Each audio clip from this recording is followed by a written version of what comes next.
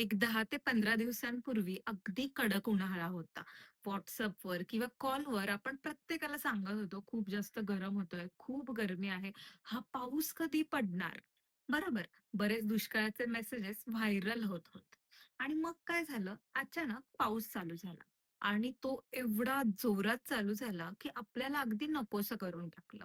आपण बऱ्याच न्यूज बघितल्या, कुठे रस्ते खचत आहेत, कुठे ब्रिज पडतोय, झाडं पडतायत.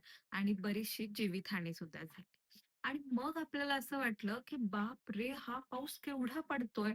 तू आता थांब. असं आपल्या सगळ्यांना वाटलं. बरोबर.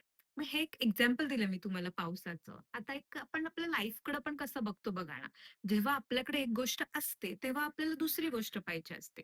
दुसरी गोष्ट जेव्हा आपल्याला भेटते, तेव्हा आपल्याला तिसरी गोष्ट पाहिजे असते. म्हणजे जे आहे त्यात आपण कधीच समाधानी नसतो.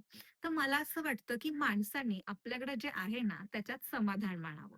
बरं याचा अर्थ असा आहे का, की तुम्ही समाधानी राहायचं, तर तुम्ही प्रगतीच नाही करायची, तुम्ही लाईफ चेंज नाही करायची, असं बिलकुल नाहीये. येस, तुम्ही नक्की प्रगती करू शकता. पण जर तुम्ही समाधानी राहून प्रगती केली, तुमचं आयुष्य अजून छान बनवण्याचा प्रयत्न केलात ना, तर तुम्ही नक्की यशस्वी होताल.